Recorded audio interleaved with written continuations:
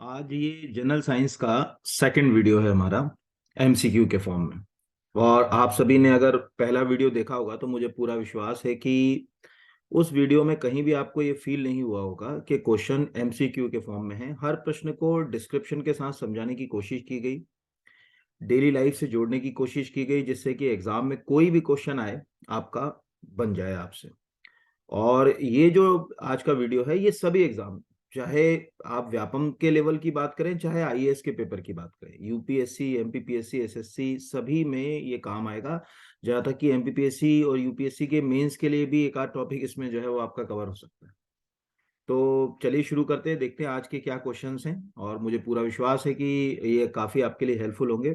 और बहुत अनुरोध है कि अगर आपने चैनल को सब्सक्राइब नहीं किया है तो जरूर चैनल को सब्सक्राइब कर लीजिए, क्योंकि कहीं ना कहीं इस तरह के वीडियो आपको मिलते रहेंगे। और इसके साथ जो इसका पहला पार्ट है और विज्ञान के जो अन्य वीडियो वीडियो हैं उसका डिस्क्रिप्शन लिंक भी इस वीडियो के साथ आपको मिल जाएगा।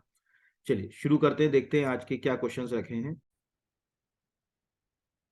अब पहला प्रश्न है हमारा, निम्न में से किस हार्मोन के अल्प स्त्रावण के कारण डायबिटीज इंसिपिडिस नामक रोग जो है वो हो जाता है। पहला आंसर है इसमें एंटी डायरेक्टिक और वैसोप्रोसिन हार्मोन, दूसरा है एड्रिनेलिन हार्मोन, तीसरा है इंसुलिन हार्मोन और चौथा है थायराइड हार्मोन। तो पहले तो इसका आंसर देख लें कि इसका आंसर जो है वो है वैसोप्रोसिन हार्मोन। पहले ये ध्यान रखिएगा कि डायबिटीज इंसिपिडिस का संबंध, जैसे नाम में दिख रहा है डायबिटीज, तो ये डायबिटीज से इसका कहीं दूर दूर कोसों तक कोई लेना देना नहीं है ये। ठीक है, मधुमेह नाम का रोग नहीं है, यानी ये शुगर वाली बीमारी नहीं है, ये आप याद रखिएगा। ये एक अलग सलग बीमारी है। इसमें व्यक्ति को बार बार यूरिन जाना पड़ता है, जो यूरिन है वो बहुत ज्यादा पतला हो जाता है, इसके कारण ये जो है वो बीमारी होती है। एक्चुअल बहुत जल्दी से समझते हैं, हमारा जो ब्रेन है ना उसमें एक ग्लैंड होती है, ठीक है, पिट्यूटरी ग्लैंड। तो पिट्यूटरी ग्लैंड का जो सबसे पीछे का भाग होता है ना, वो कई तरह के हार्मोन्स को मैनेज करता है। तो उनमें से एक जो है वो है वैसोप्रोसिन। इस हार्मोन का सीधा संबंध हमारी किडनी के साथ है, ये ध्यान रखिए ना। ब्रेन से तो सेक्रेट हो रहा है पर हमारी किडनी से ये रिलेट क्या करता है। ये हार्मोन यानी वैसोप्रोसिन की मात्रा ये निर्धारित करती है कि हमारे शरीर के अंदर जल का अवशोषण कैसा रहेगा, यानी किडनी कितना मात्रा में जल को रखेंगे। अब सपोज मान के चलो वैसोप्रोसिन की जब मतलब ये इसका लेवल धीरे धीरे जब कम होने लगता है तो व्यक्ति को क्या होता है, बहुत ज्यादा बाथरूम आती है। वो बाथरूम आती है, बाथरूम पतली भी हो जाती है। मतलब अगर रात में अगर 4 5 6 बार किसी को बाथरूम आ रही हो, या बहुत उसको बार बार जो है वो प्यास लग रही हो और बहुत बार उसको बाथरूम जाना पड़ रहा हो, तो इस स्थिति को हम आम भाषा में बोलते हैं मूत्र मधुमेह हिंदी में, या डायबिटीज इंसिपिडिस के नाम से जाना जाता है। तो इसे टेक्निकली जो है वो एडीएच हार्मोन भी बोलते हैं इंग्लिश में यहाँ पर। इसे वैसोप्रोसिन हार्मोन भी बोलते हैं। दूसरा आपसे ये भी पूछा जा सकता है कि भाई वो कौन सा पदार्थ है जिसके बिगड़ जाने के कारण व्यक्ति को बार बार बाथरूम जाना पड़ता है, दिन भर ही उसको प्यास लगती रहती है। तो हम ये कह सकते हैं कि वैसोप्रोसिन, वैसोप्रोसिन का जो सेक्रेशन है यहाँ पर, और ये सीधे आपके ब्रेन में हाई जो है वो अगर कहा जाए पिट्यूटरी ग्लैंड से जुड़ा है, प्लस किडनी से जुड़ा हुआ है। ठीक है, ये याद रखिएगा। तो इस तरह से, क्योंकि नाम में जैसे डायबिटीज लिखा ना तो दिमाग खराब हो जाता है कि डायबिटीज तो नहीं होगी, तो डायबिटीज से इसका कोई सरोकार नहीं है, ये याद रखिएगा। ठीक है, दूसरा जैसे इसी में और भी ले लेते हैं, जैसे ये लिखा हुआ, ये तो आंसर हो गया। अब एड्रिनलिन वाला जो है उसको भी समझ लेते हैं। हमारी जो किडनी होती है ना, तो हमारी किडनी के ऊपर एक कैप जैसा स्ट्रक्चर होता है, ऐसा ये कैप जैसा। इस कैप जैसे स्ट्रक्चर को हम आम भाषा में बोलते हैं एड्रिन जो है एड्रिनल ग्लैंड। ठीक है, कोई पूछेगा कि जो कैप जैसा स्ट्रक्चर होता है उसको हम किस नाम से जो है वो जानते हैं, तो ये बकायदा एड्रिनल ग्लैंड कहलाती है। लिख दे रहा हूं, एड्रिनल ग्लैंड यानी एड्रिनल ग्रंथि। इस ग्रंथि से दो तरह के इसके पार्ट्स होते हैं, एक होता है कॉर्टेक्स और एक होता है मेंडुला। उस मेंडुला नाम का जो हिस्सा होता है उससे सेक्रेट होता है एड्रिनेलिन हार्मोन। तो अगर मान के चलो अचानक तुम्हारे सामने शेर आ जाए, है ना, तो क्या होगा, एकदम जो डर, तनाव, भय आदि की जो स्थिति होती है, उस समय हमारे शरीर में जो रिएक्शंस होते हैं, हाथ पैर का जो कपकपाहट होना, आवाज में कपकपाहट होना, एकदम खूब तेजी से पसीना आ जाना, जो है वो अगर कहा जाए शरीर का रंग में एकदम बदलाव हो जाना, ये हार्ट बीट एकदम तेज हो जाना, ये सब काम को मैनेज कर रहा है एड्रिनलिन हार्मोन। और ये सब समस्याएं जैसी खत्म हो जाती हैं, परिस्थिति खत्म खत्म, तो इसको अपन आम भाषा में क्या बोलते हैं, फाइट और फ्लाइट रिस्पॉन्स हार्मोन। इसको याद रखने का एड्रेनालिन का सबसे अच्छा है कि जिसने इसको मैनेज कर लिया एग्जाम हॉल में, उसको हार्ट बीट नहीं बढ़ती। जैसे एग्जाम हॉल में जाते, सोचो कभी स्टेज पे खड़ा कर दिया जाए किसी को, एकदम हाथ पैर कपते, अंदर से घबराहट होती है, हार्ट बीट बढ़ जाती है, मुंह में बार बार जो है वो जो है अगर कहा जाए कि पसीना आने लगता है चेहरे पे, फिर 5-10 मिनट के बाद रिलैक्स हो जाता है आदमी, है ना, किसी भी परिस्थिति में। तो उस परिस्थिति में हमारे शरीर में हार्मोन सेक्रेट होता है, यानी फाइट, लड़ रहा होता है, और फिर उस परिस्थिति के बाद ये क्या जाता है, खत्म हो जाता है, यानी फ्लाइट। तो फाइट और फ्लाइट, लड़ो या उड़ो हार्मोन भी इसे कहा जाता है, ये आप याद रखिएगा। तो उसका आंसर तीसरा है इंसुलिन, मुझे बताने की जरूरत नहीं। हमारे शरीर में इंसुलिन हार्मोन जो है वो, डायबिटीज हमारी इंसुलिन पे टिकी हुई है, ब्लड में ग्लूकोज के स्तर को इंसुलिन मैनेज करता है। थायराइड, ये जो गला दिख रहा है मेरा, इस गले में 2 ग्रंथियां हैं धसी हुई अंदर, जो बाहर ये वाला हिस्सा दिख रहा है इसको बोलेंगे आप थायराइड ग्लैंड, इसके अंदर वाले हिस्से को अपन बोलते हैं पैराथायराइड ग्लैंड। थायराइड आपके मेटाबॉलिज्म को मैनेज करती है, मतलब अचानक शरीर का किसी का वजन बढ़ने लगे, वजन कम होने लगे, उसको खूब भूख लगने लगे, उसको भूख कम हो जाए, वो डिप्रेशन में आ जाए, उसको टेंशन होने लगे, ठीक है, एकदम जो कोई शरीर में बहुत सारे बदलाव दिख रहे हैं, यानी डॉक्टर आपसे कहता है एक काम करो, आप थायराइड का टेस्ट करा लो, T3 T4 टेस्ट बोल देता वो, कि जाओ करा लो। क्यों? क्योंकि उससे ये समझ पड़ता है कि कहीं हम आपका हार्मोन जो है वो, क्योंकि ये मेटाबॉलिज्म में बहुत इंपॉर्टेंट, यानी हमारा जो चयापचय बोलते हैं ना, जिससे हमारा शरीर अभी बैलेंसिंग में चल रहा है उसमें। तो अभी आपको पहले प्रश्न से क्या समझ पड़ गया कि बेसोप्रोसिन हार्मोन जो है वो डायबिटीज इंसिपिडिस का कारण है, और डायबिटीज इंसिपिडिस कोई डायबिटीज रोग नहीं है, ये यूरिन से संबंधित एक समस्या है। अगला है लैंगरहैंस द्वीप की कौन सी कोशिकाएं इंसुलिन का स्त्राव करती है, उसी से लिंक करके लिया क्वेश्चन। अल्फा, बीटा, ठीक है, गामा और डेल्टा, ठीक है, यानी यहाँ पर जो कोशिकाएं हैं, तो सबसे पहले जैसे अल्फा कोशिकाएं हैं, फिर बीटा कोशिकाएं हैं, फिर जो है वो अगर कहा जाए डेल्टा कोशिकाएं हैं, और फिर गामा कोशिकाएं। तो इसका आंसर है बीटा कोशिकाएं। अब ये बीटा कोशिकाएं क्या कहना चाह रहा है ये भी समझ लो इसमें। देखो, जो हमारा पेनक्रियाज है यानी अग्नाशय, यहाँ अपन एक सिंपल से बना दें, यहाँ लिख देते हैं अपन अग्नाशय, यानी इंग्लिश में पैनक्रियाज, ये हमारा पैनक्रियाज। अब आप हमेशा याद रखिएगा कि हमारा जो पैनक्रियाज है ना, वो मिक्स्ड ग्लैंड, मिश्रित ग्रंथि है। मिश्रित ग्रंथि क्या होती है? देखो, एक ग्लैंड जो होती है ना, वो सीधे ब्लड में, आपका जो ब्लड है ना, वहीं कोई हार्मोन सेक्रेट कर देगी, ठीक है, इसको बोलते हैं एंडोक्रेनिक ग्लैंड। एंडो मतलब अंदर, है ना, एंडो यहाँ पर अगर कहा जाए, तो जैसे अभी अपन ने ऊपर जो ग्लैंड पढ़ी ना, एड्रिनलिन ग्लैंड, ठीक है, या जो है वो अगर कहा जाए इंसुलिन की बात करी, या जो हमने थायराइड की बात करी, ये सब एंडोक्रेनिक ग्लैंड, अंतःस्रावी ग्रंथियां, क्योंकि ये सीधे ब्लड में अपना हार्मोन सेक्रेट कर रही है।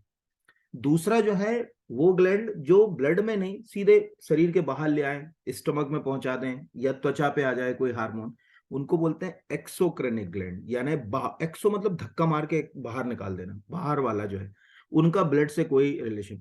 ये दोनों काम करता है बेचारा अग्ना से।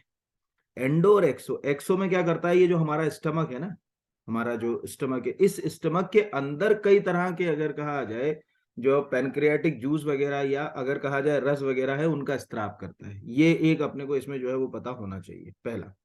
अब इसका जो एक पार्ट जो है वो पैनक्रियास का, उसको बोलते हैं लैंगरहैंस, है ना, पॉल लैंगरहैंस के जो है वो नाम पर इसका नाम जो है वो लैंगरहैंस जो है वो पड़ा, ये लैंगरहैंस के नाम पर लैंगर। अब ये जो लैंगरहैंस है, इसके इसके अंदर कई तरह की जो है वो ग्लैंड्स होती है। तो इसमें अगर हम ये अल्फा यहाँ से, अब लैंगर यानी ये तो समझ पड़ गया कि लैंगरहैंस का है, यानी आज से याद रखिएगा कि जो आपका लीवर, जो हार्ट है ना, उससे थोड़ा सा नीचे चले जाओ, तो वहां पर आपका पेनक्रियाज है, अग्नाशय, उसी का एक छोटा सा भाग है लैंगरहैंस। तो इसमें एक कोशिका होती है अल्फा, ये एक खास तरह का अगर कहा जाए अल्फा कोशिकाएं बनाती हैं ग्लूकागॉन, ठीक है, ये ध्यान रखिए, मैं लिख दे रहा हूँ नहीं तो कंफ्यूजन हो जाएगा आपको। यहाँ पर ये ग्लूकोज नहीं है, इसको क्या बोलते हैं, ग्लूकागॉन। ग्लूकागॉन जो है वो, ये याद रखिएगा, आपकी बॉडी में आप जितना जो फैटी एसिड्स को मैनेज कर रहे हो, ग्लूकोज जो है अगर कहा जाए, उसको मैनेज करने में ग्लूकागॉन का बहुत इंपॉर्टेंट रोल है। दूसरा है बीटा सेल, बीटा सेल बनाती है इंसुलिन। तो अभी हमारे रक्त के अंदर इस समय, अभी हम सबके ब्लड में ग्लूकोज का जो लेवल है, उस लेवल को मैनेज कर रही है बीटा सेल। यानी कोई पूछेगा कि कौन सी सेल मैनेज करती है, तो बीटा सेल मैनेज करती है यहाँ पर। तो ये दोनों में बस कंफ्यूजन ये होता है कि कई बार क्या होता है कि जब हम इसको रट लेते हैं, तो ग्लूकागॉन को भी हम ग्लूकोज ही समझ लेते हैं, तो अल्फा सेल अलग काम करेंगी, वो ग्लूकागॉन बनाएंगी, ये ध्यान रखिएगा। और उनका सीधा संबंध जो है वो अगर कहा जाए कि जो हम ग्लूकोज यूज कर रहे हैं या जो फैटी एसिड्स यूज कर रहे हैं उसको कैसे अगर कहा जाए हमारे ब्लड के थ्रू इधर उधर पहुंचाना, उसमें रूल है। ब्लड में आपके शक्कर, यानी देसी भाषा में कहा जाए शक्कर, अंग्रेजी में कहा जाए शुगर या ग्लूकोज का लेवल मैनेज करने वाली जो सेल है वो है बीटा सेल। ये ही सेल जो है वो इनसे निकलने वाला हार्मोन कहलाता है इंसुलिन। और इंसुलिन के बारे में एक याद रखिएगा कि इंसुलिन जो हार्मोन है, ठीक है, वो हार्मोन लैंगरहैंस से तो निकलेगा, लेकिन पॉल लैंगरहैंस ने उसके बारे में नहीं बताया, ठीक है। एफ बेंटिंग नाम के वैज्ञानिक थे, उन्होंने इंसुलिन हार्मोन की खोज की थी। तो दोनों में कंफ्यूजन है, क्योंकि लैंगरहैंस से निकलने वाले जो है वो पॉल लैंगरहैंस के बताए गए जो है लैंगरहैंस से निकलने वाले इंसुलिन हार्मोन की खोज किसने की। तो आदमी यही समझ लेता है कि यार ऐसा तो नहीं कि पॉल लैंगरहैंस ने की, नहीं, वो करी थी एफ बेंटिंग ने, ठीक है। तो ये अल्फा बीटा सेल ये दोनों हो गई, ये भी अपने को जो है वो इसमें क्वेश्चन आ सकता है या पता होना चाहिए। अगला, वे सभी पौधे जिनमें संवाहन ऊतक जाइलम और फ्लोएम अनुपस्थित होते हैं किस नाम से जानते हैं। All plant which the vascular tissue xylem and phloem are absent are known by what name. ठीक है, तो पहले तो समझ लीजिए, कोई भी जैसे सपोज यहां पर अपन ने एक ये पेड़ बना लिया, ठीक है। अब पेड़ में दो तरह के परमानेंट टिश्यू इंपॉर्टेंट होते हैं, एक जो रूट से पानी को ऊपर लेके जाएंगे यहां से, ठीक है, ये इनको हम आम भाषा में क्या बोलते हैं, इनको कहा जाता है जाइलम। और दूसरा ये जो लीव्स हैं, सपोज यहां पर अपन ने जो है वो ये लीव बनाई यहां पर, और यहां से वो नीचे जो है वो न्यूट्रिशन और अन्य चीजों को लेकर जा रहे हैं, उनको अपन बोलते हैं फ्लोएम। रटने की तो जरूरत ही नहीं, फ्लोएम को फ्लावर, फ्लावर ऊपर ही लगेगा, जड़ में तो लगेगा नहीं। जाइलम जड़, ऐसे याद रख लो, जड़ को जाइलम से। जल कहाँ होता है, नीचे ही होता है तो ऐसे याद रखो। लेकिन क्या होता है कि बहुत सारे ऐसे प्लांट्स होते हैं जिनमें ये टिश्यू होते ही नहीं, ठीक है। तो जिनके अंदर ये टिश्यू नहीं होते उनको अपन बोलते हैं ब्रायोफाइटा। इससे आपको ये तो क्लियर हो गया होगा कि जो ब्रायोफाइटा है वो केवल और केवल कहाँ लगेंगे, ब्रायोफाइटा उन्हीं जगहों पर आपको मिल सकते हैं जहां नमी या पानी या गीलापन है। क्योंकि जब बेचारे के पास वो टिश्यू ही नहीं है पानी को इधर से ऊपर नीचे ले जाने को, तो वो कभी ऐसी जगह लग ही नहीं पाएगा कि जहां पर जो है वो नमी ना हो। तो ब्रायोफाइटा में एक चीज ये जो है वो पता आपको होना चाहिए। और ब्रायोफाइटा जो है वो आम जिंदगी में अगर कोई पूछेगा कि कितने प्रकार के ब्रायोफाइटा हम देखते हैं, तो ब्रायोफाइटा की तीन जो है वो अगर कहा जाए प्रजातियां आपको हमेशा ही रखना है। एक तो मॉस याद रखना है, एक लीवर बर्ट याद रखना है, और एक हॉर्न बर्ट याद रखना है। हिंदी इंग्लिश तीन तीनों दोनों में यही नाम आपको याद रखना, मैं ये लिख दे रहा हूँ। एक होता है मॉस, आप कभी भी देखिएगा इंटरनेट पे टाइप करके, बिल्कुल छोटे छोटे बिल्कुल बारीक, जैसे वो काई होती है ना वैसे ही होता है, लेकिन वो सेवाल है ये अलग चीज है। वैसे छोटे छोटे पौधे होंगे बिल्कुल बारीक, जैसे किसी गार्डन में घास बिछा दी हो, उनको मॉस बोलते हैं। उसी से मिलते जुलते जो होते हैं उनको अपन बोलते हैं हॉर्न बर्ट, और उसी से मिलते जुलते जो होते हैं उनको अपन बोलते हैं लीवर बर्ट। ये तीनों जो है वो ब्रायोफाइट है, ये नॉन वस्कुलर है, ये आप याद रखिएगा। इनको नॉन वस्कुलर प्लांट कहा जाता है, यानी असंवहनीय है, इनके अंदर कोई भी ऐसे टिश्यू नहीं है। यानी कोई पूछे कि क्या लीवर बर्ट हॉर्न बर्ट क्या रेगिस्तान में मिल सकते हैं, डिजर्ट्स में मिल सकते हैं, सूखी जगह पे मिल सकते हैं, आंख बंद करके, तो नहीं मिल सकते साहब। कैसे मिल जाएंगे जब उसके अंदर बेचारे के अंदर वो टिश्यू ही नहीं है पानी को ऊपर नीचे ले जाने का, तो वो वहां लग ही नहीं सकता, उसकी संभावना ही नहीं है लगने की, ठीक है।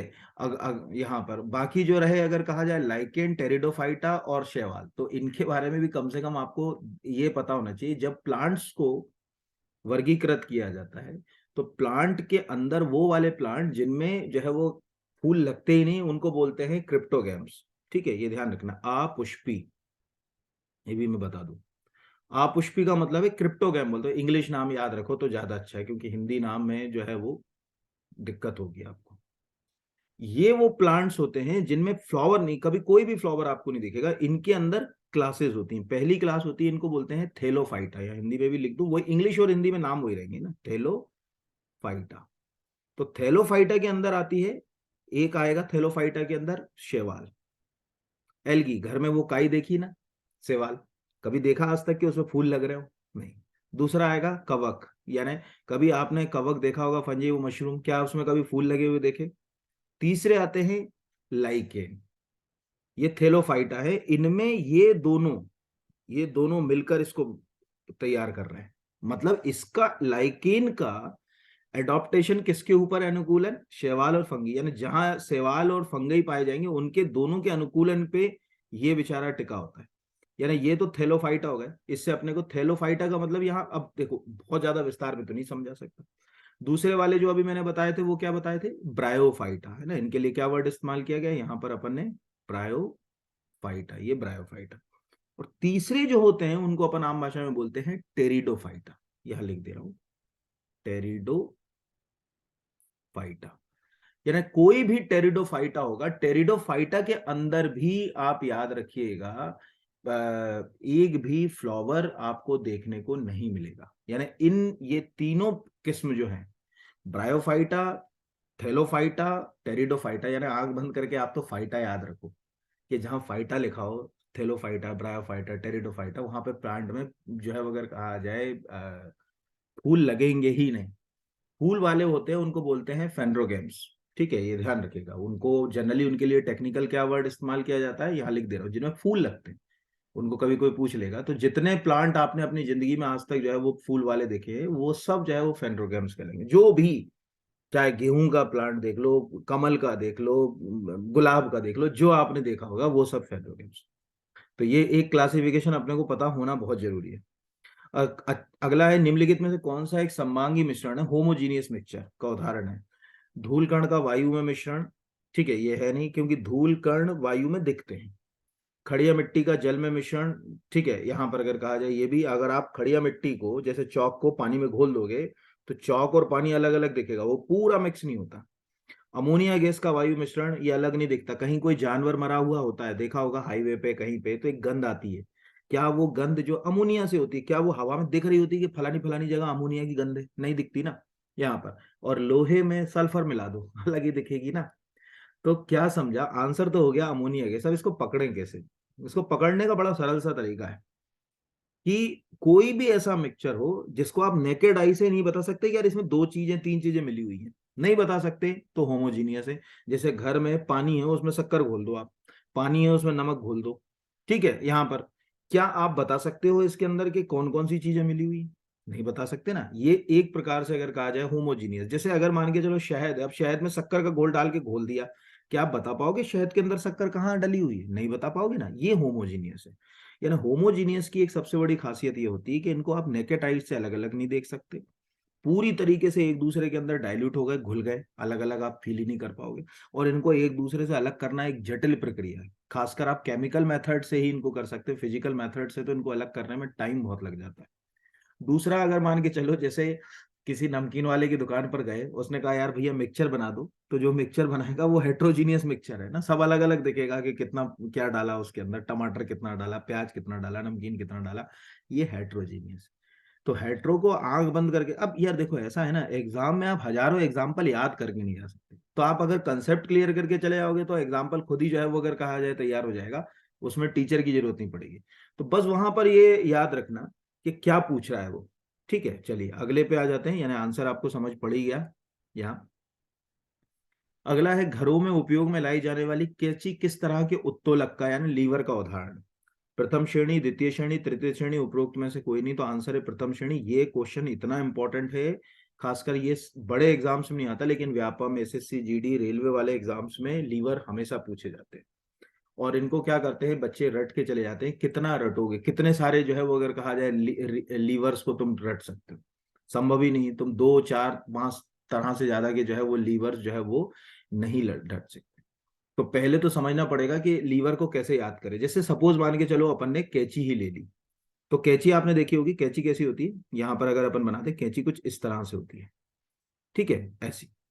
तो इसको इससे ही समझना, कैंची किसके ऊपर टिकी होती है, इस जो है वो अगर कहा जाए बीच वाले भाग के ऊपर कैंची क्या है, टिकी हुई है, बीच वाला जो भाग है। तो जहां भी हमेशा आज से याद रखिएगा कि जो बीच वाला भाग है उसी के ऊपर लीवर, उसी से आप लीवर को पहचानते। अगर किसी भी चीज को जोड़ने वाला भाग बीच में हो, जैसे ये चल रहा है, यहाँ पर मैंने दो उंगलियां ले ली, कोई पूछे ये दो उंगलियों का मूवमेंट कैसे चल रहा है, तो ये बीच वाले भाग से चल रहा है, इसको बोलते हैं फुलक्रम। ये देखना, यहाँ पर इसको लिख दे रहा हूँ, इसको क्या कहा जाता है, फुलक्रम। हिंदी में इसको बोलते हैं आलंब। ठीक है, ये एक हो गया मतलब फुल क्रम।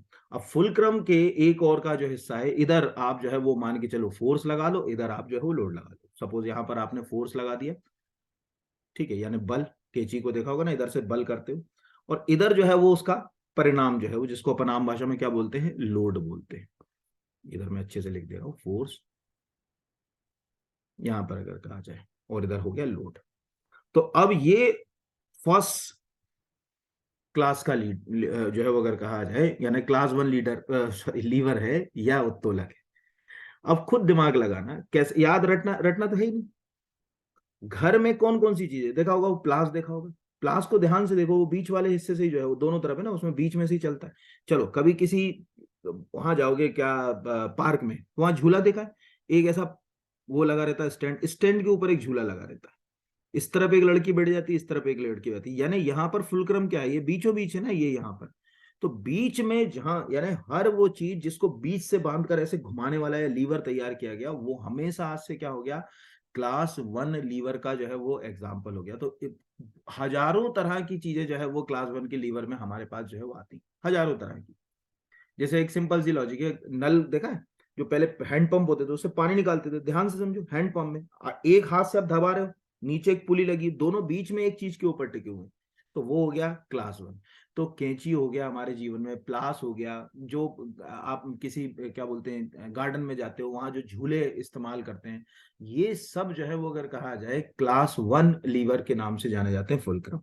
यानी आज से अपने को रटना नहीं है, हमेशा ये याद रखना है कि जहां पर बीच में कोई चीज बंधी हुई है उसके ऊपर चल रही हो तो वो क्लास वन है। ऐसे ही क्लास टू में ये जो फुलक्रम है, जैसे ये कोई चीज है, अब इसमें ये फुलक्रम जो है वो यहाँ चला जाए, यानी ये कॉर्नर के ऊपर चला गया फुलक्रम, यानी आलम्ब यहाँ चला गया, ये यहाँ पर लिख लिया, फुलक्रम जो है वो कहाँ चला गया, आलम्ब यहाँ पर। ठीक है, और ये वाला जो हिस्सा है बीच वाला, ये वाला हिस्सा यहाँ पर हो जाए आपका लोड, और यहां से आप क्या लगाओ, फोर्स लगाओ। ठीक है, ये जो है वो फोर्स यानी बल लगाओ, ये आपने बल लगाया यहाँ, और अब इसमें जो है ये जब बल लगाया, तो इसमें बल नीचे की ओर नहीं लगेगा, इसमें बल ऊपर की ओर लगेगा। तो सबसे सिंपल है, इसमें देखो ध्यान से, कभी ट्रॉली दिखाइए, मतलब रेलवे स्टेशन पे तो ट्रॉली कैसी होती है, अपनी ट्रॉली ऐसी होती है ना, इस तरह से। अब ट्रॉली को अपन ऐसे खींचते हैं ना, तो ये फोर्स हो गया, बीच वाला हिस्सा जो है लोड हो गया, और वो टिकी कहाँ है, यहाँ पर टिकी हुई है। तो इस तरह से अगर हम ट्रॉली को खींच रहे हों, तो ये सेकंड क्लास के जो है वो अगर कहा जाए उसमें। चलो ठीक है, वो आपने देखा होगा सरोता देखा है, सुपारी काटने का, या वो अखरोट काटने वाला होता है, उसमें क्या होता है देखा ध्यान से, ऐसा होता है ना वो इस तरह का। और यहाँ पर ये फुलक्रम हो गया, यहाँ पर आप कोई भी चीज रख के इधर से दबा दो, तो जैसे ही आप उसको दबाओगे तो वो टूट जाएगी। जैसे ये मान के चलो कोई चीज है, इसको अभी मैंने ये दबाया यहाँ से, तो जो बीच वाला हिस्सा है वो दबाने, मतलब सेकंड क्लास के लीवर की क्या खास हो गई कि जो फुलक्रम है उसका वो कहाँ चला गया, इस कोने पर चला गया, और उसका जो परिणाम है लोड कहाँ चला गया, बीच में चला गया, ये आपको याद रखना। और थर्ड क्लास का जो लीवर होता है, उसका सबसे अच्छा एग्जाम्पल होता है कि फुलक्रम जो है वो अगर कहा जाए तो यही रहता है, लेकिन वो जो फोर्स है ना वो यहां से हटके यहां चला जाता है, और लोड जो है वो, सॉरी, लोड जो है वो यहां से हटके यहां चला जाता है, फोर्स यहां आ जाता है। यानी अब यहाँ 20 से आप उसमें क्या कर रहे हो, फोर्स लगा रहे हो, और लोड इधर चला गया। ठीक है, हालांकि आप दो तीन बार जो मैंने बताया इसको आप घर पर प्रैक्टिकल करोगे तो आपको ऐसे ही याद हो जाएंगे, बिल्कुल, मतलब सिंपल सा लॉजिक है उसमें, मुझे जो है वो जरूरत नहीं लगती कि आपको कोई प्रॉब्लम आएगी। जैसे अगर कहा जाए आप जो वो होते हैं ना आपके डंबल्स, तो डंबल्स में आप ध्यान से देखो कि डंबल्स पूरा इस हाथ के ऊपर टिका हुआ है, यानी फुलक्रम तो ये वाला हिस्सा हो गया। अब इस हाथ से यहां से आप ये वाला हिस्से से जो है वो अगर कहा जाए जो है फोर्स लगा रहे हो, तो इस तरह से कोई पूछेगा कि डंबल कैसा लीवर है, तो आप ये कहोगे कि भैया वो थर्ड क्लास का जो है लीवर, डंबल से जो है वो एक्सरसाइज करना। तो आज से कम चलो एक तो याद, मतलब तीन को तो अभी आप चार्ट में देखोगे तो समझ पड़ेगा, पहला तो समझ पड़ गया ना, कि आज के बाद जितनी बार तुम घर में कैंची और संची देखोगे, उसको दिमाग लगाने ना कि हर वो चीज जो इस तरह से बीच में से जो है वो उसका फुलक्रम लगा हो, वो सब प्रथम श्रेणी के लीवर होंगे। जब भी तुम अगर कहा जाए वो ट्रॉली बैग देखोगे तो उनने कहा ये सेकंड क्लास होंगे, और जब भी डंबल्स हाथ में उठाओगे तो उनने कहा ये थर्ड श्रेणी के जो है वो लीवर होंगे। ऐसे हम आम जिंदगी में मतलब चीजों को समझ सकते हैं कि कैसे कहाँ जो है वो इस्तेमाल किया जाए। ठीक है, बस ये याद रखना। जहां तक कि वो जो चिमटा देखा होगा ना आपने, वो भी तृतीय श्रेणी का होता है, वो जो ऐसे पकड़ के चीजों को इधर से उधर निकाल के रखते हैं, उसको ध्यान, सब चीजें देखने वाली हैं बस।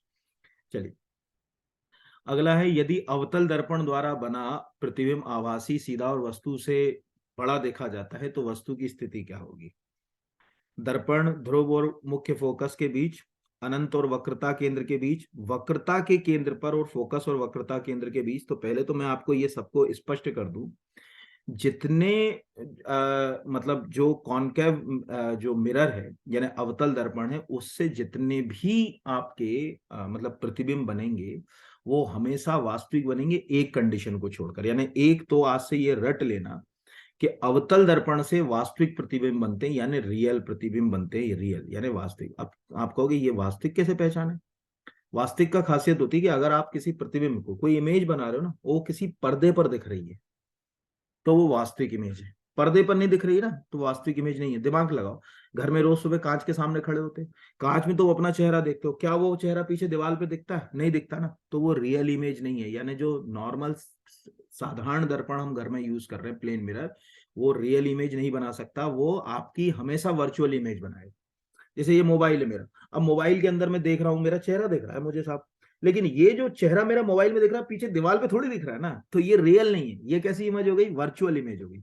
तो अवतल दर्पण की हमेशा खासियत है कि वो रियल इमेज बनाएगा, लेकिन केवल एक कंडीशन के ऊपर, एक कंडीशन के ऊपर वो वर्चुअल इमेज बनाता है, जब ऑब्जेक्ट को यानी वस्तु को आप जो है वो पोल और फोकस के बीच में रख देते हो। ठीक है, ये ध्यान रखिएगा।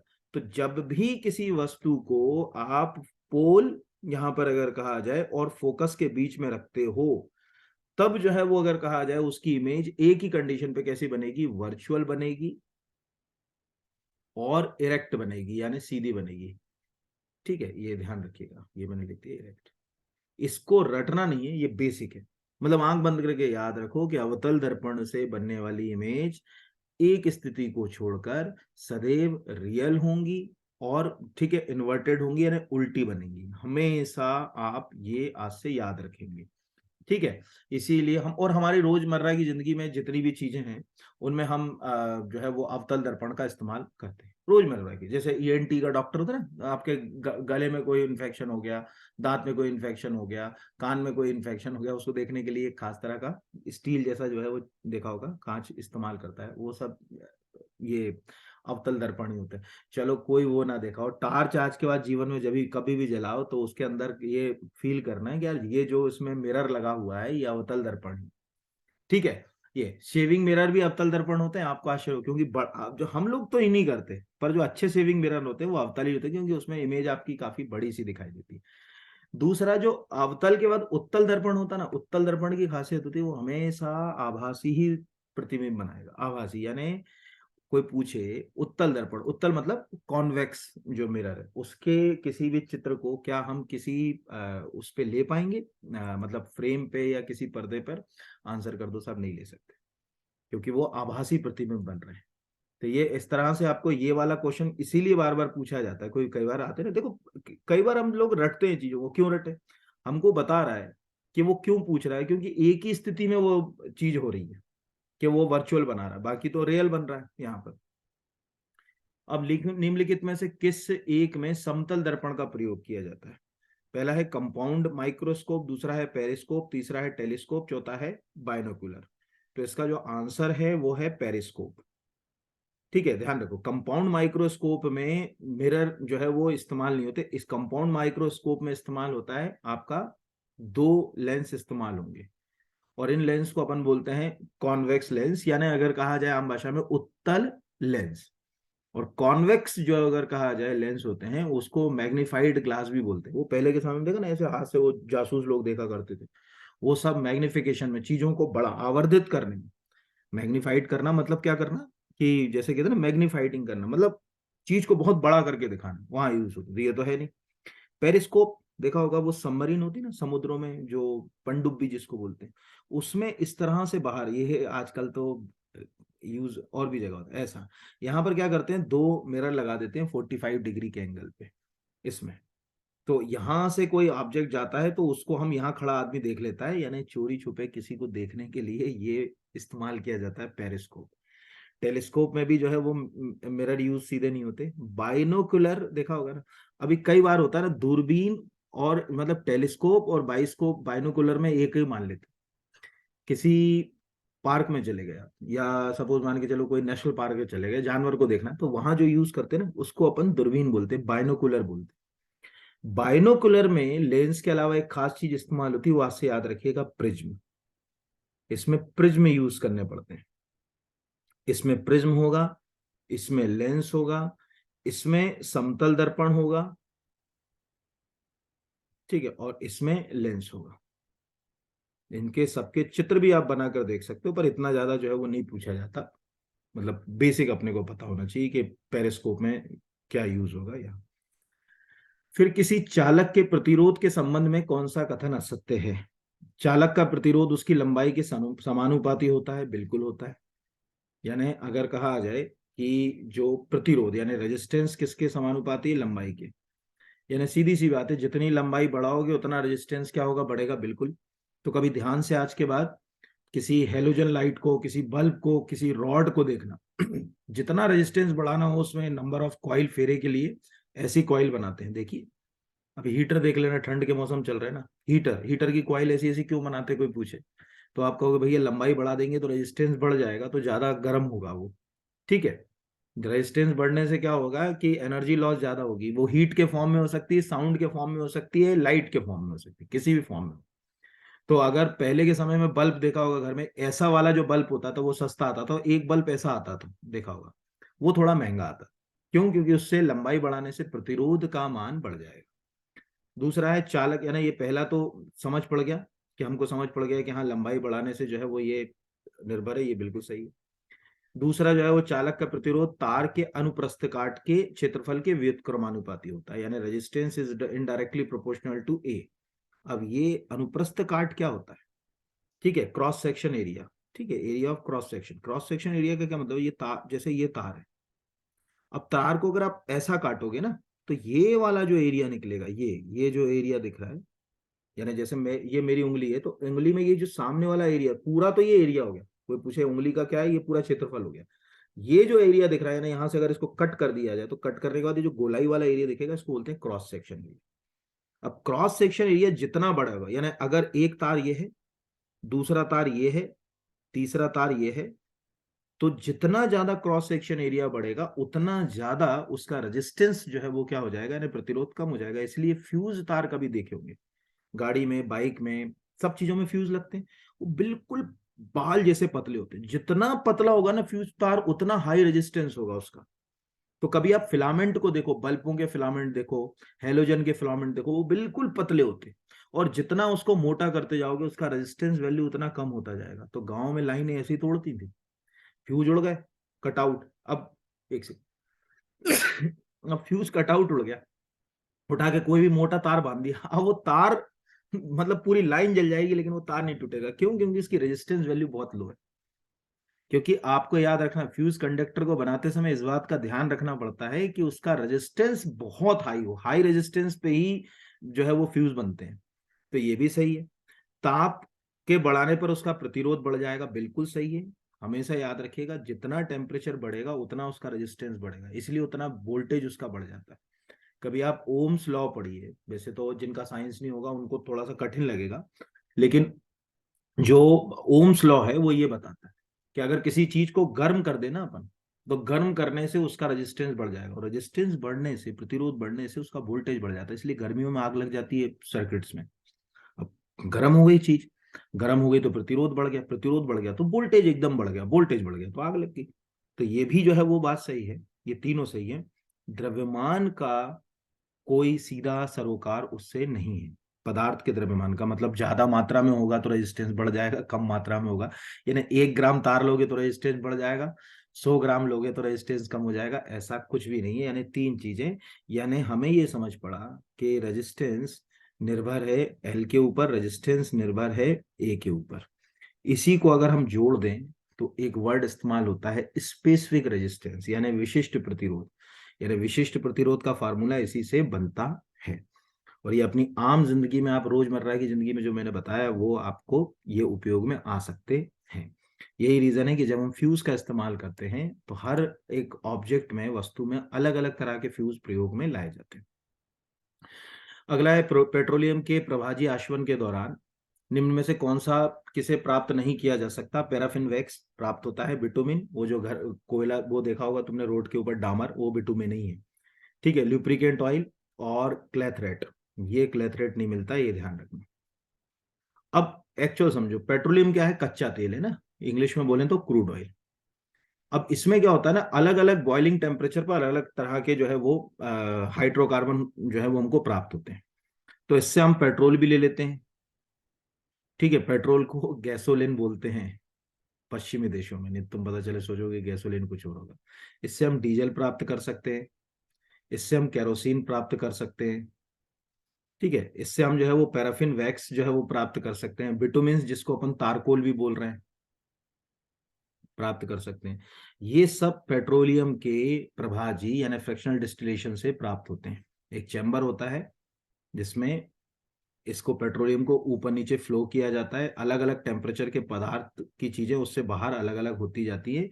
जहां ये काम होता है उसी को अपन पेट्रोल रिफाइनरी कहते हैं। जितनी भी तेल शोधनशालाएं वो सब इस पे काम करती हैं। क्लेथरेट एक प्रकार से अगर कहा जाए मीथेन ही है समझ लो, और जो है वो जमा हुआ अगर कहा जाए फ्यूल है। और ये समुद्र की तलहटी में जो है वो जमा हुआ है। जिस दिन इसको पूरी तरीके से उपयोग कर लेंगे, हमारी पेट्रोलियम की समस्या ही खत्म हो जाएगी। अभी हम इसका यूज नहीं करते क्योंकि अभी हमारी नीड्स दूसरी चीजों से फुलफिल हो रही है। तो क्लेथरेट का सीधा कोई संबंध इससे नहीं है। भविष्य में क्लेथरेट जो है वो हमारे लिए बहुत ज्यादा हेल्पफुल होने वाला है, इसमें कोई जो है वो दिक्कत की बात नहीं। अगला है, ऑक्टोपस और कुछ मोलास्क के रक्त का रंग नीले होने के लिए कौन सा वर्णक यानी पिगमेंट उत्तरदायी है? पिन्नोग्लोबिन, हीमोग्लोबिन, हीमोसाइनिन और क्लोरोक्विनिन। तो इसका आंसर जो है वो है हीमोसाइनिन। पहले तो समझ लीजिए, किसी भी पशु का रक्त का कलर खुद ब खुद नहीं होता। जैसे आप कहोगे इंसान के रक्त का रंग जो है वो मतलब लाल है, लाल नहीं है। हमारा जो ब्लड है ना, जब हमारे ब्लड में देखो, हीमो जो है मतलब आयरन के लिए इस्तेमाल होगा, ग्लोबिन एक प्रोटीन होता है हीमोग्लोबिन। जब ये ऑक्सीजन से संपर्क करते हैं तो ऑक्सी हीमोग्लोबिन बनाते हैं। इससे जब मतलब सीधी सी बात है, लोहा और ऑक्सीजन का रिएक्ट हुआ तो क्या बन गया? लाल कलर सा बनता है ना, तो उससे हमारा ब्लड लाल दिखता है। ये ध्यान रखना। ऐसे ही अलग अलग पशुओं में, जानवरों में, खासकर मोलास्क जो समुद्र में रहते हैं, ऑक्टोपस तो देखे ही होगा 8 पैर वाले, उनके शरीर में, ठीक है, जैसे हमारे में हीमोग्लोबिन है, उनके शरीर में जो है वो हीमो साइनिन जो है रहता है। तो ऐसे आप याद रखिएगा कि, और ये जो है वो अगर कहा है, मतलब पूछा जा सकता है कई बार आपसे, जो है वो पूछ लेते हैं कि भाई जो ब्लड का कलर है वो इंसानों के ब्लड का कलर किसके कारण है, तो आपको वो तो हीमोग्लोबिन के कारण है। वैसे ज्यादातर जो है वो मतलब कोई भी बता देता है। लेकिन अगर दूसरे जानवरों में पूछेगा तो हमेशा वो ऑक्टोपस का ही पूछेगा और किसी का नहीं पूछेगा। ये ध्यान रखना, क्योंकि उसका जो ब्लड होता है वो बहुत डार्क, वो काला जैसा दिखता है। इतना ज्यादा नीला होता है कि वो नीला तो दिखाई देता ही नहीं है, वो काला दिखाई देता है। और हीमोसाइनिन के कारण जो है वो काला दिखाई देता है। तो ये बस ये इतना, एक आध कोई क्वेश्चन आपसे पूछ ले तो आपको पता होना चाहिए। बाकी तो क्या होगा वो देखेंगे यहाँ पर।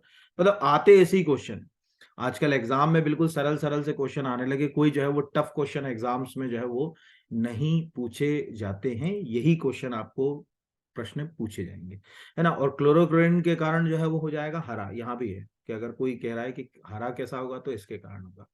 तो बस ये इतना अपने को याद रखना है, बाकी तो देखेंगे जो भी। चलिए अगले के ऊपर आ जाते हैं।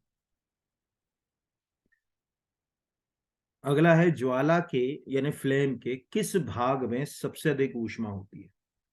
ज्वाला का सबसे भीतरी भाग, ज्वाला का मध्य भाग, ज्वाला का सबसे बाहरी भाग, और ज्वाला के सभी भागों में ऊष्मा बराबर होती है। तो सबसे बाहरी भाग में ऊष्मा यानी हीट सबसे ज्यादा होती है। ज्वाला मतलब फ्लेम। तो आपने कभी भी देखा होगा, जैसे हम फ्लेम जलाते हैं तो फ्लेम कैसी होती है? फ्लेम इस तरह से होती है। ठीक है, ये फ्लेम है हमारी। ठीक है, अब ये जो फ्लेम होती है ना, आज कुछ मत करिएगा, इसको टेक्निकली देखिएगा जला के।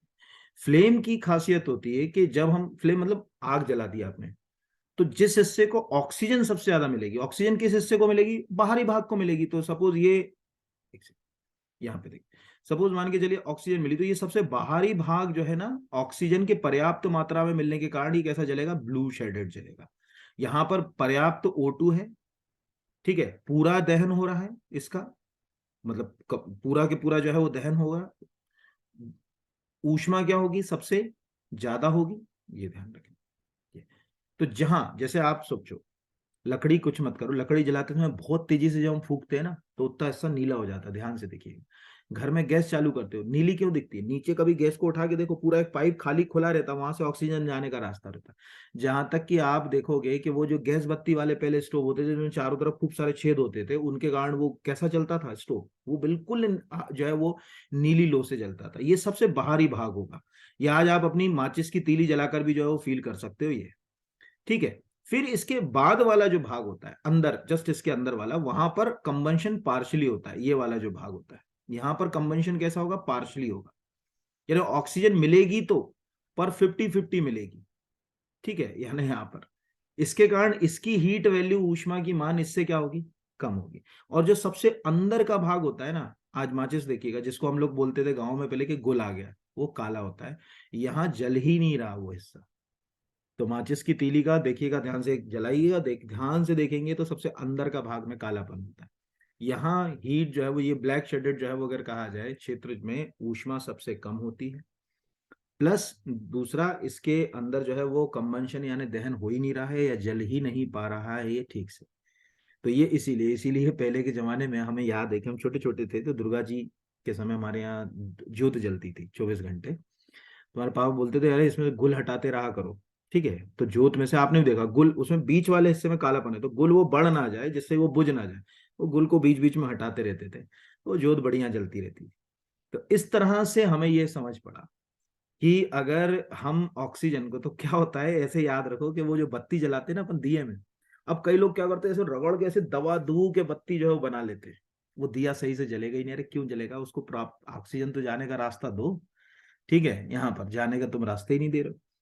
तो इस तरह से हम ये कह सकते हैं कि किसी भी ज्वाला के 3 क्षेत्र होते हैं। सबसे बाहरी भाग बिल्कुल नीला होता है, उसके अंदर का जो भाग होता है वो थोड़ा सा जो है वो पीलापन लिए होता है, और सबसे अंदर का भाग काला होता है। सबसे अंदर के भाग में ऊष्मा का मान सबसे कम होता है, सबसे बाहरी भाग में ऊष्मा का मान सबसे ज्यादा होता है। इसी से जो है वो कंबंशन जो है वो टिका हुआ रहता है, यानी दहन इसी से जुड़ा हुआ। तो बस ये इतना याद रखना है, बाकी तो उसमें मुझे नहीं लगता कि कोई और बहुत ज्यादा इंपॉर्टेंट चीज है। आप आसानी से जो है वो ये आंसर जो है वो कर सकते हो, इसमें आ सकता है यहाँ पर। चलिए अगले क्वेश्चन की ओर देखते हैं, अगला क्या क्वेश्चन कहता है हमसे। अब अगला क्वेश्चन कहता है, कॉपर फ्लूइड का स्त्राव निम्नलिखित में से किस ग्रंथि से होता है, प्रोस्टेट ग्रंथि, बॉल्बोयूरेथल ग्रंथि, अधिवृक्क ग्रंथि, अंडाशय। तो इसका स्त्राव यानी सेक्रेशन होता है बॉल्बोयूरेथल। जो ह्यूमन सेक्सुअल रिप्रोडक्शन सिस्टम है, यानी मनुष्यों में पुरुषों का, और मनुष्यों के जैसे और भी जानवर जो मैमल्स हैं, जैसे अगर कहा जाए कि घोड़ा ले लो, हाथी ले लो, खरगोश ले लो, ये सब में ये ग्लैंड्स होती हैं। देखो, सेक्सुअल इंटरकोर्स के दौरान, जैसे एक पहले तो इसको समझना जरूरी है ह्यूमन रिप्रोडक्शन सिस्टम में कैसे है। जनरली पुरुष जब यूरिन जाते हैं यानी मूत्र करते हैं, देसी भाषा में कहा जाए, तो उस दौरान ये जो हमारा ट्रैक होता है ना, ये वाला जो भाग होता है ये एसिडिक हो जाता है, क्योंकि जो यूरिन, फ्रेश यूरिन होता है वो अम्लीय होता है। तो उसको न्यूट्रलाइज करना होता है, तो उसमें एक क्षार यानी चिपचिपा तरल पदार्थ जो है वो सेक्रेट होता है सेक्सुअल इंटरकोर्स के दौरान, यानी संभोग करने के दौरान, देशी भाषा में कहे तो।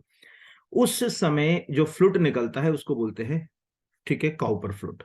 और इसकी एक ग्लैंड होती है, यही नाम से ये ग्लैंड इसी के साथ जुड़ी हुई होती है, यानी बाल्बो यूरेथल के साथ।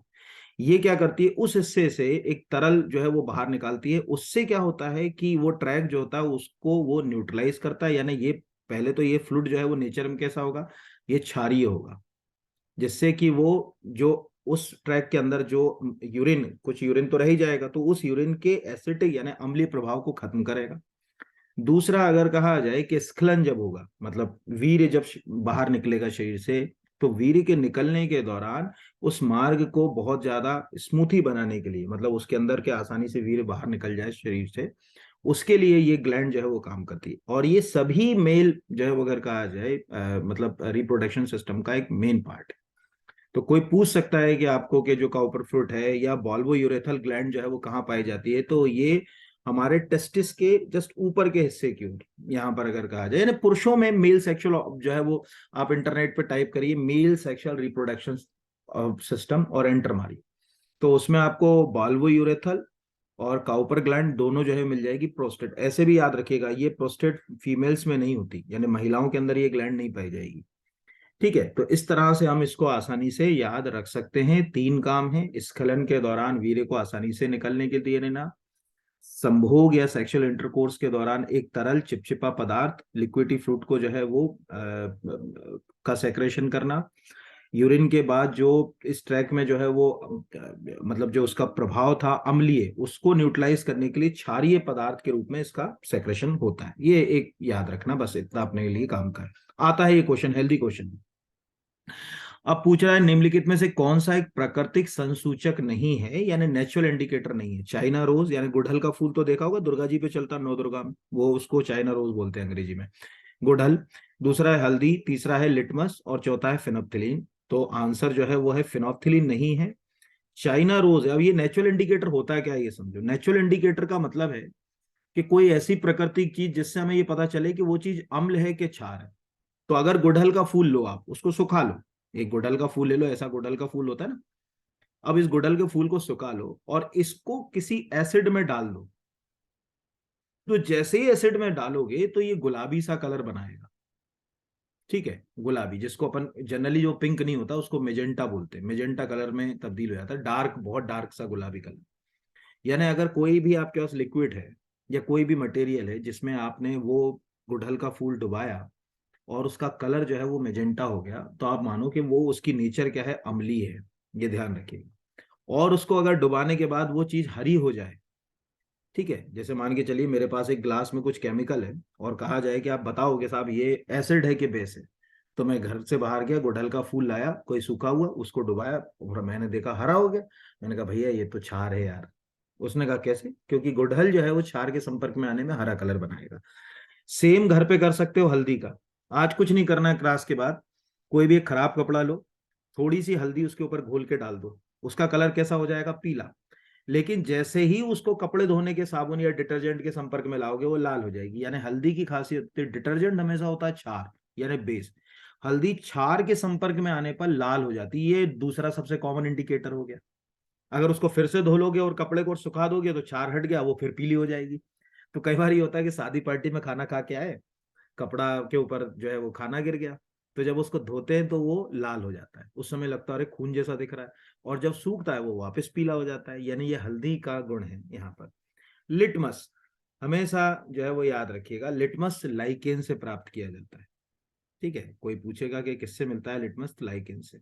तो लिटमस जो है वो उसका नेचुरल, तो आपको मालूम है फार्मूला याद रखिए, अनिल। अम्ल नीले लिटमस को लाल कर देता, अनिल, अम्ल नीले लिटमस पेपर को लाल कर देता है। तो ये तीनों जो है वो प्राकृतिक इंडिकेटर हैं, ये याद रखिएगा। लिटमस भी बहुत कम लोगों को पता होता है कि लाइकेन से मिलता है। फिर आता है फिनोप्थिलीन।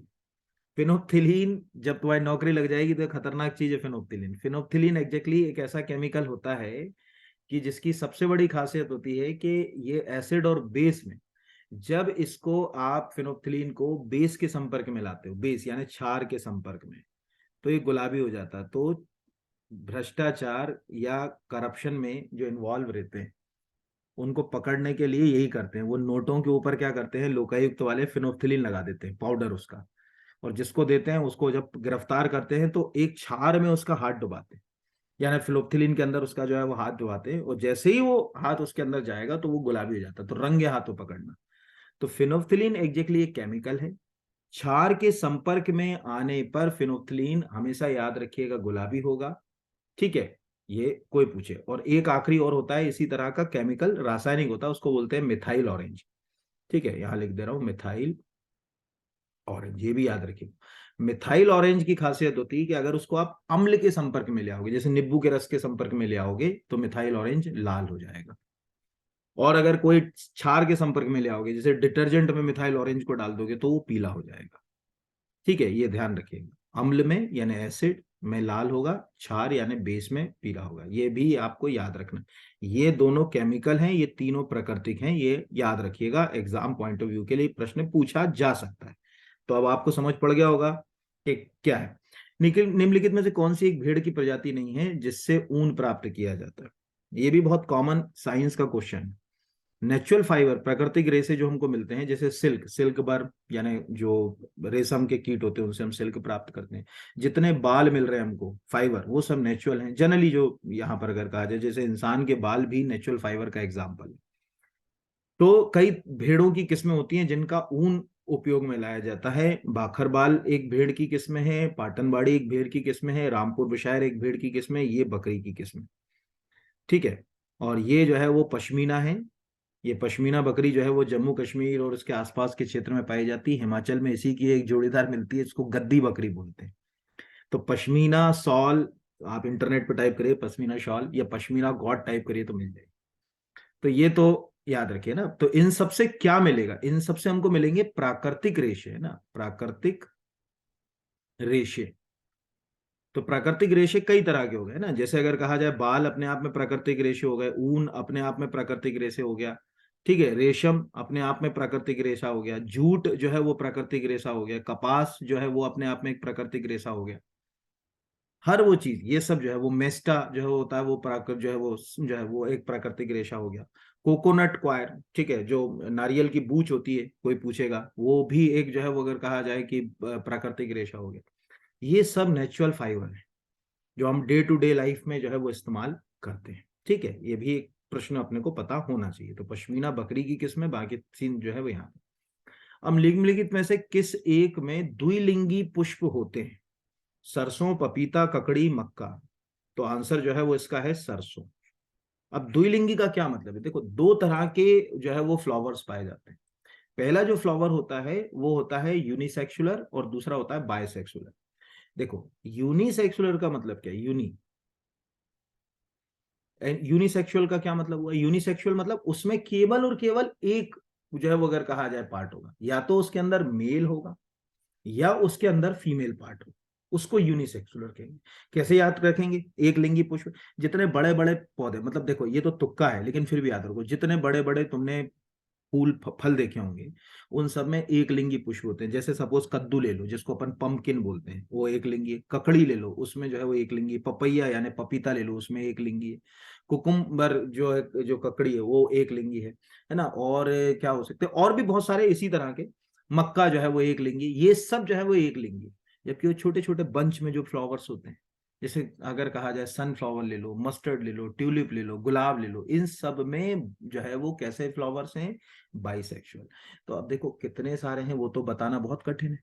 बाइसेक्सुअल का मतलब क्या हुआ कि कोई भी ऐसा फ्लावर जिसमें मेल और फीमेल जो है वो पार्ट क्या हो, दोनों, उसको अपन बोलेंगे बाइसेक्सुअल फ्लावर। और जिसमें केवल मेल हो या केवल फीमेल पार्ट, तो उसको अपन बोलेंगे यूनिसेक्सुलर। तो यूनिसेक्सुलर में एक और प्रॉब्लम होती है, उसमें हैंड पॉलिनेशन भी करते हैं कई बार जो है वो किसान। जैसे आपके यहाँ सपोज देखा होगा कई बार के एक वो लगा हुआ है, क्या बोलते हैं, ककड़ी का पौधा लगा हुआ है।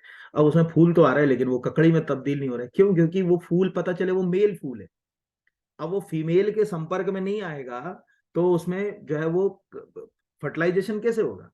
तो वहां दो तरीके हैं, या तो वो मधुमक्खी आ जाए। वो आजकल तो शहर में आप इतना उसमें केमिकल डाल देते हो कि बेचारी मधुमक्खी बैठेगी जी नहीं उसके ऊपर। तो उसमें क्या करो, एक फीमेल वाला तोड़ लो, और उसको जो है वो कोई भी एक दो तोड़ के उसको इस तरह से जो है वो अगर कहा जाए हैंड पॉलिनेशन कहते हैं उसको, हाथ से पॉलिनेशन करना, जिससे खूब सारे ककड़ी फल जो है वो लग सकते हैं। वैसे तो मधुमक्खी ये काम बहुत अच्छे से करती है, पर इंसानों ने मधुमक्खियों को ही खत्म कर दिया। जंतु के शरीर को ढकने के लिए बाहर रक्षा करने वाले ऊतक क्या कहलाते हैं? Connective tissue, muscular tissue, epithelium tissue, nervous tissue. पहले तो याद रखिएगा कि हम अपनी ही बात कर ले, हमारे शरीर में चार ही तरह के टिश्यू है यही। इनमें कनेक्टिव टिश्यू आपका है ब्लड में, ये आपको मालूम होगा। पेशी टिश्यू मुझे बताने की जरूरत नहीं। जितना शरीर में आपके ऑर्गन है इस समय, हार्ट, किडनी, लंग्स, स्किन, इन सबको ऊपरी रूप से जो ढांके हुए जो टिश्यू हैं, उन टिश्यू को बोलते हैं एपिथेलियम। और ये कई और इनकी सब क्लास, एपिथेलियम एक अकेला टिश्यू नहीं है, एपिथेलियम की और भी बहुत सारी जो है वो क्लास होती है, लेकिन ये सब एपिथेलियम टिश्यू कहलाते हैं। और नर्वस टिश्यू। तो एक प्रश्न तो ये पूछ लेगा कि भाई जो है वो ह्यूमंस के शरीर में कितने प्रकार के टिश्यू पाए जाते हैं, तो 4 प्रकार के। या एनिमल्स में कितने प्रकार के टिश्यू पाए जाते हैं, तो 4 प्रकार के। और दूसरा पूछेगा कि आपके स्टमक को, आपके लीवर को, किडनी को, स्किन को, इनको ढांकने की के लिए जो टिश्यू काम करते हैं, उन टिश्यूओं को क्या कहा जाता है, तो आप कहोगे कि ये एपिथेलियम टिश्यू के नाम से जो है वो इन्हें जाना जाता है। ये एक प्रश्न जो है वो आपको पूछ सकता है। ठीक है, अगला प्रश्न देखते हैं। अगला प्रश्न है, ग्लोमेरुलस मनुष्य के शरीर के किस अंग में पाया जाता है? यकृत यानी लीवर, लंग्स, किडनी, हार्ट। तो आंसर है इसका किडनी। देखो ऐसे समझो, हमारे शरीर में यूरिया जो है वो, यूरिन जो है ना, यूरिन में यूरिया, ये बनता है लीवर में, और ये फिर जो है वो ब्लड से होते हुए कहाँ पहुंचता है? बाया ब्लड ये पहुंचता है हमारी किडनी में। ये हमारी किडनी, ठीक है, लगभग 5 से 6 इंच की हमारी किडनी होती है। इस किडनी के अंदर, ठीक है, लगभग 8 से 10 लाख छोटी छोटी जालनुमा संरचनाएं होती हैं। इनको हम, इसके अंदर जो है वो इस तरह के जो है वो जाल होते हैं, ये ऐसे। इन जालों को हम आम भाषा में बोलते हैं नेफ्रॉन। ठीक है, ये ध्यान रखिएगा। इसीलिए किडनी का डॉक्टर कहलाता है नेफ्रोलॉजिस्ट।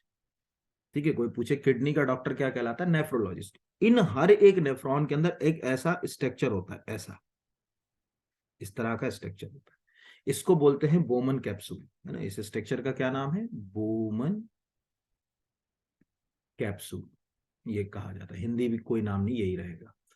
इसके अंदर जो है वो एक संरचना होती है इस तरह की जटिल, ऐसी, उसको अपन बोलते हैं ग्लोमेरुलस। इसका काम उस ब्लड से इम्प्यूरिटीज को हटाना और यूरेट्रा के माध्यम से जो है वो आपके मतलब शरीर से बाहर यूरिन के थ्रू निकालना, और प्योर ब्लड को शरीर के अंदर सर्कुलेट कर देना। ये ग्लोमेरुलस अगर ठीक से काम ना करे तो किडनी गई, यानी किडनी ठीक से काम नहीं कर रही है। इसीलिए जो है वो आपको याद होगा कि जब मान के चलिए किसी को किडनी का से संबंधित कोई बीमारी होती है, तो डॉक्टर सबसे पहले जो उसको टेस्ट लिखता है उसको बोलते हैं GFR, यानी ग्लोमेरुलस फिल्ट्रेशन टेस्ट।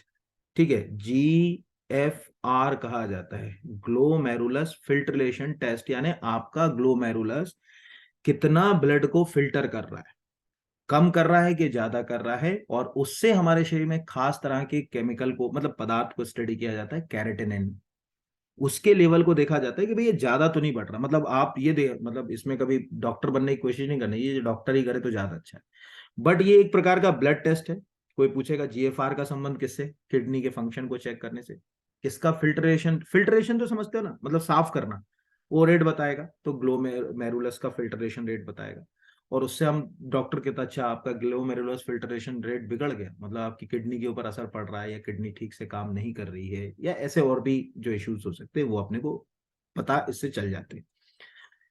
चलिए अगले के ऊपर आते हैं। निम्न में से किस द्रव्यात्मक माध्यम का निरपेक्ष अपवर्तनांक, है ना, यानी एब्सोल्यूट रिफ्रैक्टिव इंडेक्स सबसे ज्यादा? वायु, जल, हीरा, क्राउन कांच। तो इसका आंसर जो है वो है हीरा। अब बड़ा प्रश्न है कि ये होता क्या है, यानी जिस चीज की हम बात कर रहे हैं है क्या? देखो सिंपल सी बात है कि कोई भी चीज जब चलती है ना, तो सबसे पहले हम सबसे ज्यादा स्पीड किसकी मानते हैं? प्रकाश की। तो निर्वात में जो प्रकाश की चाल होती है, निर्वात यानी वैक्यूम में, निर्वात में प्रकाश की चाल यानी स्पीड ऑफ लाइट। तो यहां पर ये क्या हो गया? स्पीड ऑफ लाइट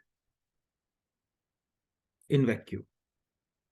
ठीक है, इसको जिस भी मीडियम में बात कर रहे हैं, कोई भी मीडियम, हवा, पानी, जल, जो भी मीडियम ले रहे हैं, उसमें हम स्पीड ऑफ लाइट ले लें, speed of light in any other medium, यानी अन्य माध्यम में प्रकाश की चाल ले। इसका जो रिलेशन आएगा इसी को बोलते हैं एब्सोल्यूट रिफ्रैक्टिव इंडेक्स। और एब्सोल्यूट रिफ्रैक्टिव इंडेक्स में सबसे जो 1 नंबर पे आएगा, एक के आसपास, एक तो पूरा तो हो नहीं सकता, वो किसका होगा, वायु का। तो क्या वायु का एक हो सकता है, तो नहीं हो सकता ना।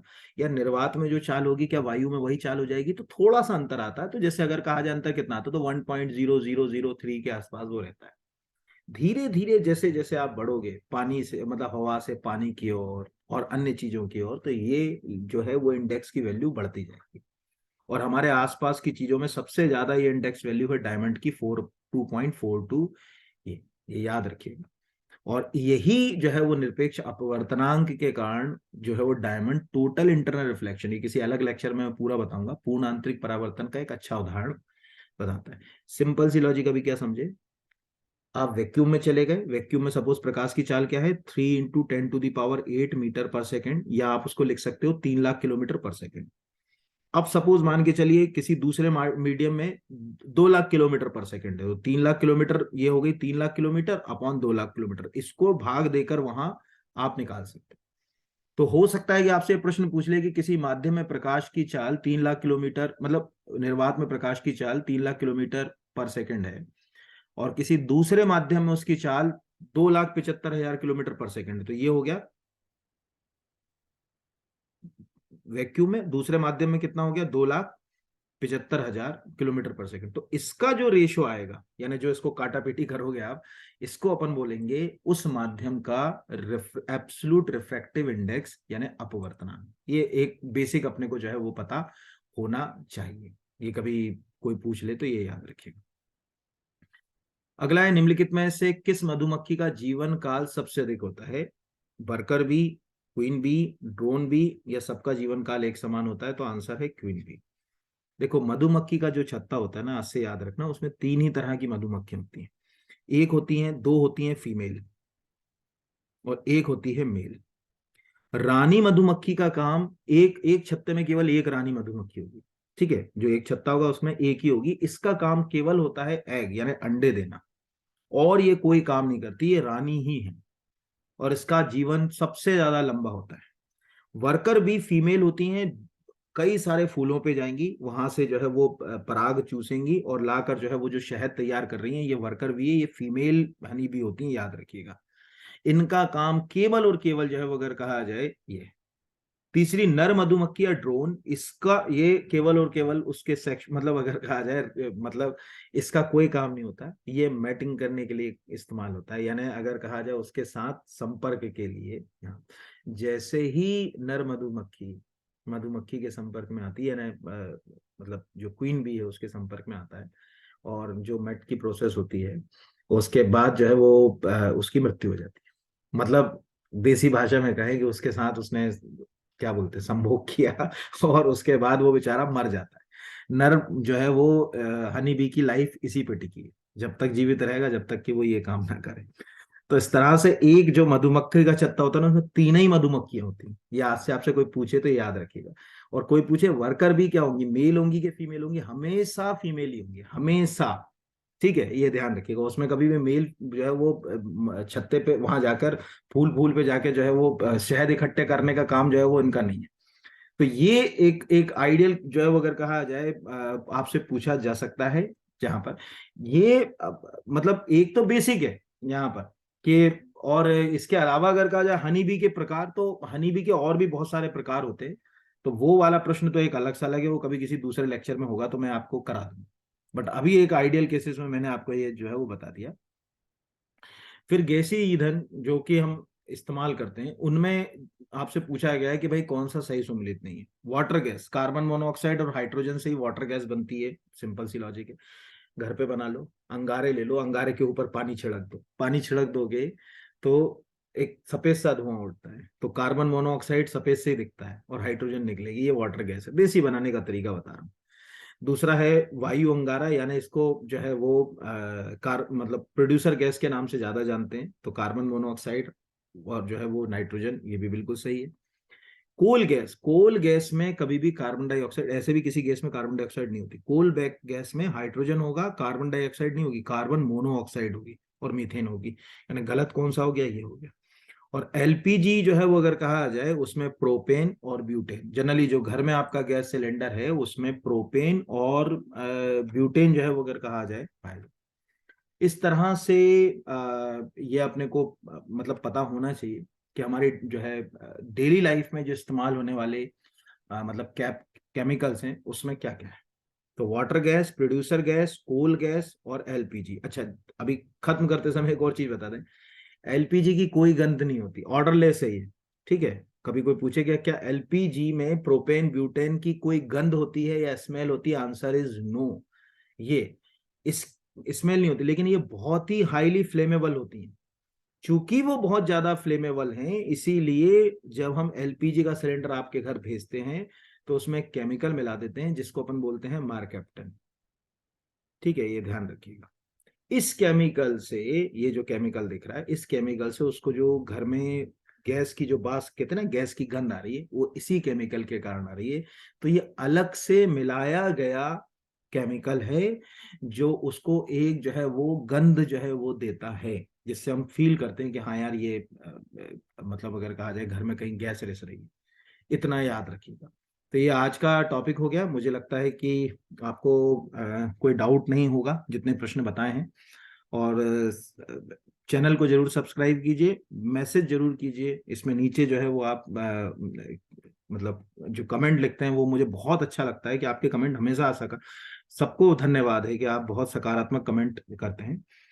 इसी वीडियो के नीचे डिस्क्रिप्शन में आपको और भी अभी जो इससे जुड़े हुए 2 वीडियो साइंस के बनाए हैं वो हेल्प करेंगे। ये वीडियो एमपीपीएससी और व्यापम रेलवे एसएससी के लिए बहुत हेल्पफुल हो जाएगा आपका, ये मैं आपको प्रॉमिस कर रहा हूँ। और अब इसको क्रॉस चेक जब आप एग्जाम से निकलेंगे तब आप करिएगा, तो आपको फील होगा कि हाँ जो हमने टॉपिक पढ़े उनका जो डिस्क्रिप्शन हमने देखा उनको समझ। देखिए, अब 1 घंटे की क्लास में आप इससे ज्यादा तो अगर लंबा लेक्चर दूंगा तो आप खुद ही बोर हो जाओगे। अब आप में से ज्यादातर की इच्छा होती है, मुझसे ये कहते हैं कि सर जो है वो उसमें नंबर ऑफ क्वेश्चन जो है वो ज्यादा रखिए। तो मैं वो भी कोशिश करता हूँ कि नंबर ऑफ क्वेश्चन ज्यादा रखूं, लेकिन समझा अधजल घगरी पढ़ने का कोई मतलब नहीं मेरे हिसाब से। आपको पढ़ना है तो परफेक्शन से पढ़ो, अदरवाइज तो रटा हुआ ज्ञान ज्यादा दिन नहीं टिकता। तो अगर आज आपने 20 या 25 क्वेश्चन करे, और मैं उम्मीद करता हूं कि ये क्वेश्चन अगर आप 25 करे तो आपने 125 क्वेश्चन कर लिए। जैसे आप खुद देखो, इसको ऐसे समझ लो, सिंपल सी लॉजिक है। आपने ये लिया तो ग्लोमेरुलस में आपने ये भी समझ लिया कि यूरिया लीवर में बन रहा है, ब्लड में वो जा रहा है, उसको यूरिया को शरीर से अलग करने में किडनी काम कर रही है, किडनी में ग्लोमेरुलस है, वो नेफ्रॉन का जो हिस्सा है वो बोमन कैप्सूल से जुड़ा हुआ है।